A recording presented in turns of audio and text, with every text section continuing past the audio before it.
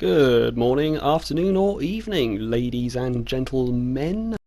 Nick back for the game sesh. Happy New Year, I guess. It's taken me a while to come back, so just a quick little explanation on that front. I gotta be honest, I had a big fat video cooking just before Christmas, and I came back after Christmas and I was like, shit, I've got a lot more work to do. And it was at that point that it kind of dawned on me, the structure of my videos, the way that I've been doing things. It might not seem obvious to the average viewer, but they take a heck of a lot of work and suck a lot of time out of me. Now, I'm not going to bore you with the details. I'm too weak. Don't kill me, please. But my life is busy enough as it is, and frankly I had to figure out a kind of rework of how to present my videos. In other words, I got to dumb things down a little bit, which is fine. You know, we will work through the speed bumps together. It's all about my voice carrying you through a gaming journey, isn't it? So in that vein, we're doing something a little bit new today, a little news roundup. Now my plan is to get a fairly tasty camera. I've got a fairly tasty mic on the way, so things will be improving soon. But as for today, I'll go through this little news roundup. It's not going to be very visually stimulating, but I know I'm going to be a happier chappy if I keep my little workload there. Just that, a little workload.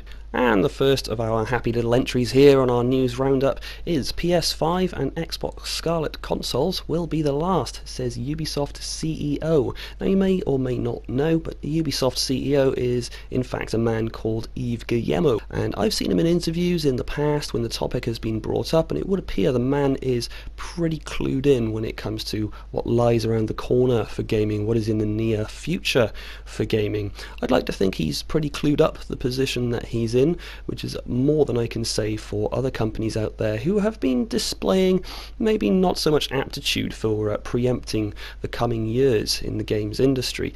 But Yves Guillemot is probably onto something here.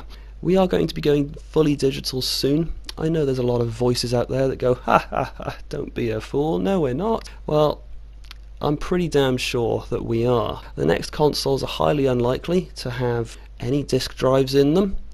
Everything's going digital. Cloud computing is on the rise all the time. And while cloud gaming is still a little bit of a rickety old machine, a lot of people have tried it out and things aren't going so well for them there, but the Xbox Scarlet will apparently be leaning heavily on cloud computing technology, and it will be the first machine, or so Microsoft says, to offer a wide-scale, commercially viable cloud-based gaming platform.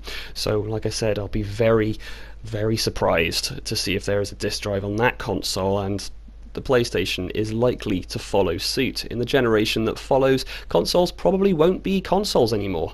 They'll probably be gaming versions of the Amazon Fire Stick. You'll just stick a little USB into your telly and stream the game of your choice with a monthly subscription. This is my strongest theory, at least. If you want to read up on exactly what Yves Guillemot has said, the link for this article is of course in the description below for you. And next of all, our happy little news roundup gets just a little bit less happy here. Some of you may or may not have heard by now, but Alien Isolation is getting a sequel. Yay! Hot diggity, hot diggity, this kind of thing that just tickles my balls. But it's a mobile game. Why? Why? Baffles the mind.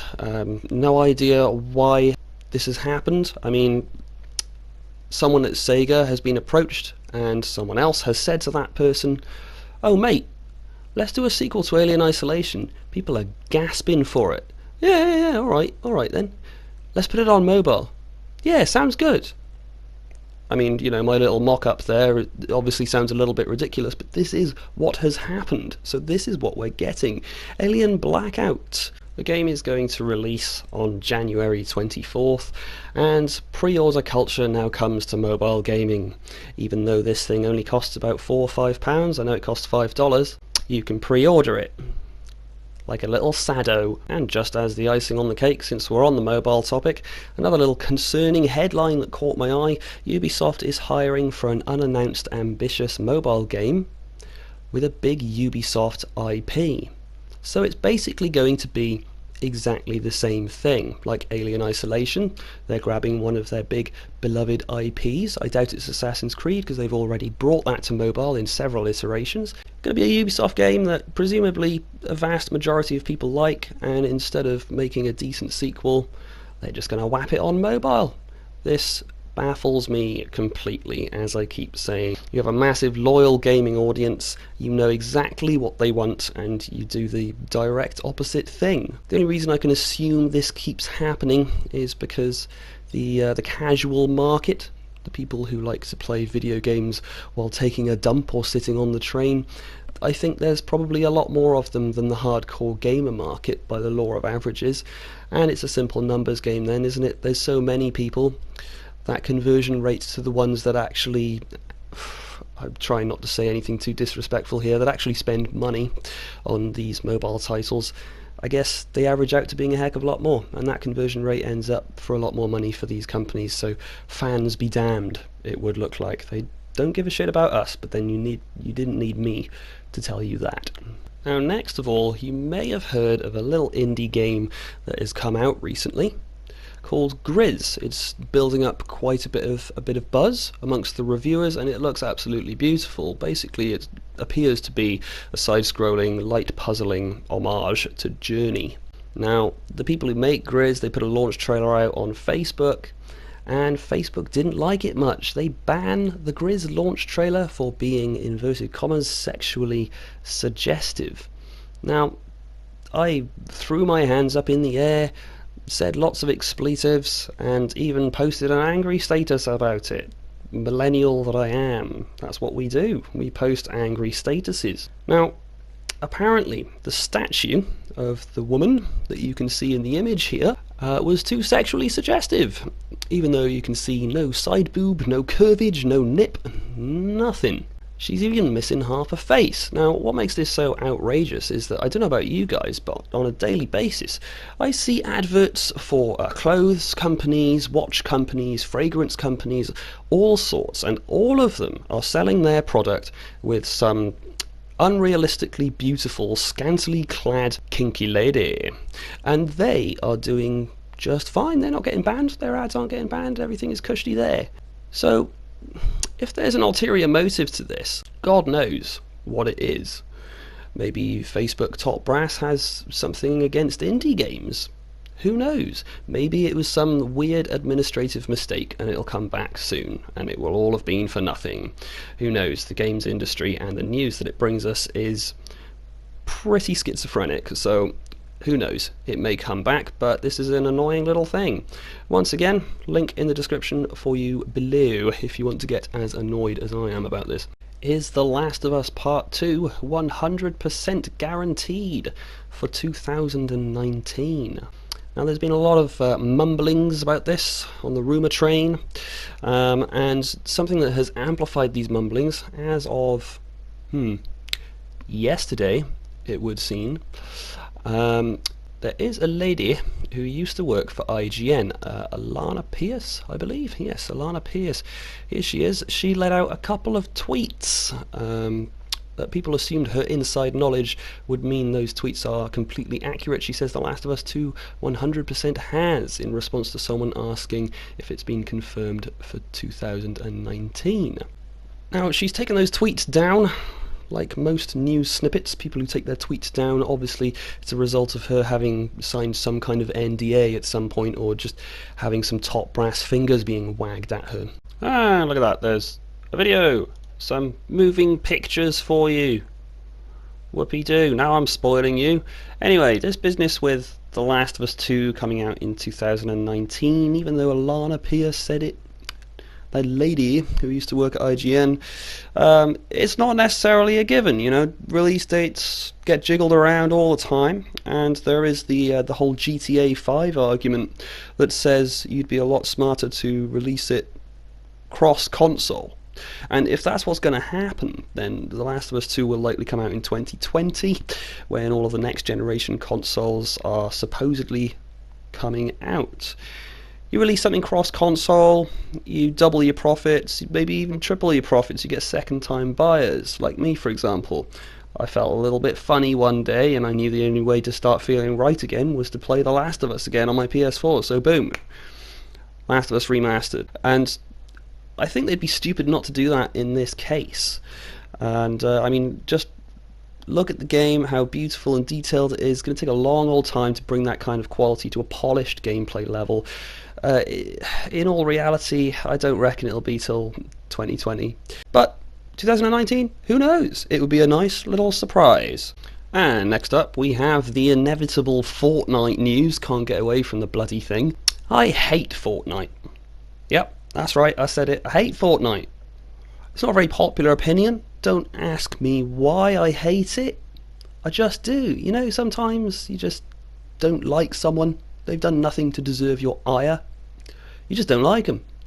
And Fortnite is the video game version of that for me. Although I do kind of blame it for the exponential rise we are now seeing in the dumbing down, the simplification of video games. Such success that Fortnite brought along. A lot of other companies, I think, have probably cottoned on to the fact that you can pick up a lot more people. You can turn non-gamers into gamers if you dumb things down and simplify things massively. Just a little theory. Feel free to argue with me on that. I'm probably wrong. Who knows? But anyway, in this little snippet of news, Fortnite sees best month on iOS yet in December. Now, we all like to poo-poo mobile games, but in the case of Fortnite, it's making more money than its console brethren. I know that because I talked about it in a previous video. I can't actually find the source now.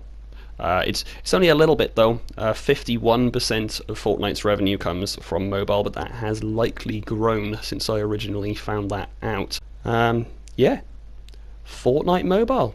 It's kicking bunches of ass. Financially, that is.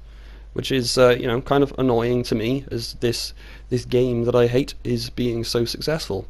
But there you go. If you love it, then it's happy days for you. And I'm going to stop now and leave you with this one final little nugget. TV doesn't trust games enough. Now, I thought this was super duper interesting because something I talked about in the video I mentioned right at the start here, the big chunky one that just made me feel all deflated and pathetic and useless. Well, in that video I have a little rant about something called hyper-normalization. Now, this is something that TV enjoys. Bear with me here.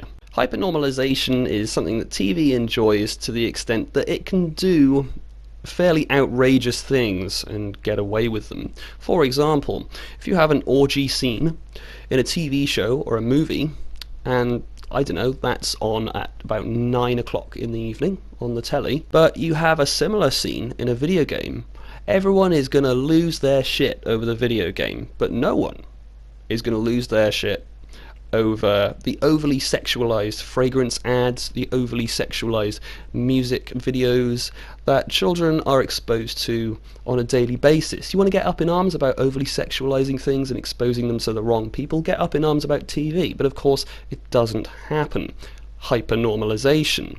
We've gotten used to it. Politicians do outrageous things every day, and all of a sudden, they're no longer outrageous. Loot boxes find more outrageous ways to be outrageous. And well, they're still pretty outrageous, but they're getting fairly normalized now. You see the point that I'm driving at here. Now, TV doesn't trust games enough was a headline that gripped me, grabbed my attention. I've given it a good old read, and I recommend that you do as well, because it really drives home this weird chasm between TV and video games. The two just don't seem to get along. Give this article a read. It is super duper interesting. Like everything else I have discussed in this video today, links are in the description below. Have a read. Wrapping up now, my name is Nick, your host for the Game Sesh. I hope you enjoyed today's video. It has been a little bit of a rehash in style. I'm sorry if it was a little bit boring for your eyeballs. Things will be getting better soon. Like I said, camera is on the way. So exciting times. You will see my beautiful mug fairly soon, hopefully. But don't be looking at the next video going, "Oh Nick, where's your face? You said your face would be on the video, where is it? What you doing, where's the camera?" Things take time and money, so We'll see how all of that goes. Smash that subscribe button. That's what you're supposed to say, isn't it? Smash that like button. Drop a comment in below as well.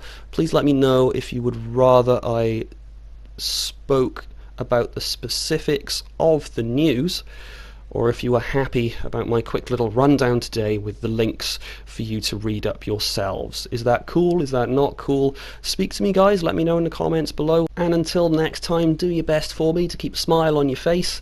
Happy gaming. I'll speak to you soon. This is the kind of thing that just tickles my balls.